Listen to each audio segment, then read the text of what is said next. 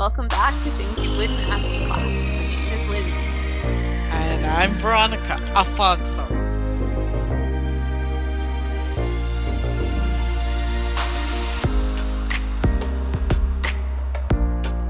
Well, the good news is that no one's expecting you to know enough on a topic to write a paper on it. We have a whole library filled with information that will help you to fill out that paper.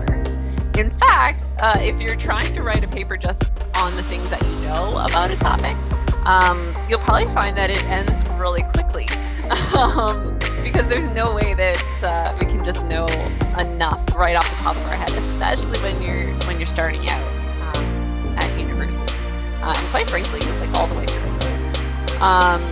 However, we have awesome resources at the library to help you find relevant resources to help you learn more and provide you with the evidence that your faculty members are actually looking for. Maybe Veronica, you have something to say about it, but if a student is writing just with their kind of opinion and pre-known thinks and feels, what are the thinks and feels from the faculty side on that? You should never be writing a paper on how you feel or just on what you know based on your experiences. There are people that have investigated and done research on these areas, and you should be gathering that information. Now, that's not to say that you don't have an opinion, but you gotta form that opinion in the basis of fact, research, and other people's major works. That's the whole idea of university, is to be able to have basically charts and graphs to support your stance on a particular topic. So you shouldn't actually know everything in the topic because you haven't written a book about it that's being published and used by universities. True story. I mean, remember that a paper, like writing an essay, is as much about learning as it is about writing. So remember that that's part of the whole process. You're here to learn.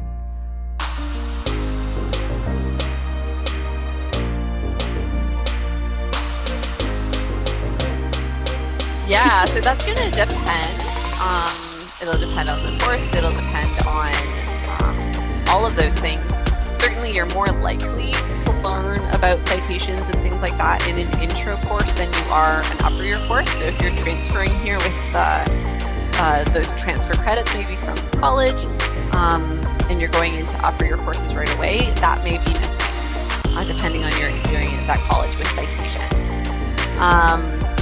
But certainly, the thing to remember is that in each area of study, they may use a different way of citing. So in history, they may be using Chicago style, and in English, using MLA, and in psychology, they may be using APA. In biology, they use a different format. So you want to make sure that you are learning the appropriate style or using the appropriate style for the discipline that you're in. And again, your faculty member syllabus will tell you what style they want you to be using. And I've spent a lot of time learning these different styles and learning how to use them effectively. So that's certainly an area that if you're feeling like you don't have the expertise from class, then I'm happy to share that knowledge. And I've frankly shared that knowledge with people who didn't even ask for it. So feel free to actually ask.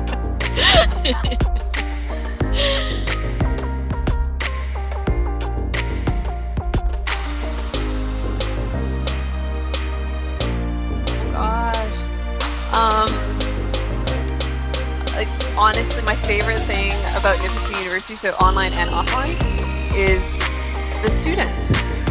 I love my coworkers. I love my job and what I do. I love you. You're adequate. But I do what I do for the students, and I push myself for the students. I do shows like this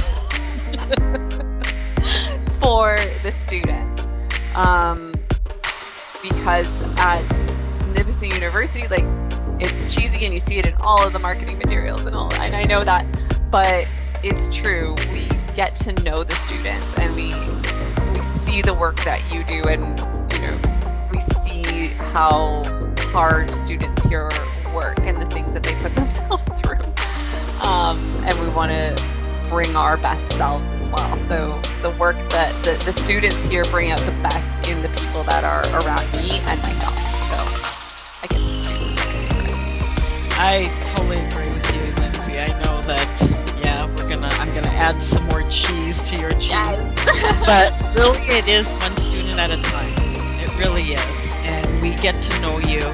Faculty gets to know you.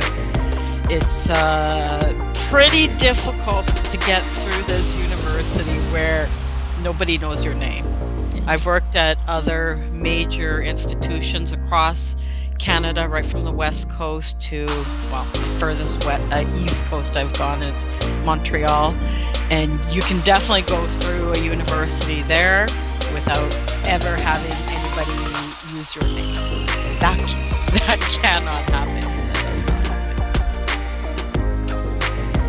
Students. Right where you belong. And that takes us to the end of Things You Wouldn't Ask in class.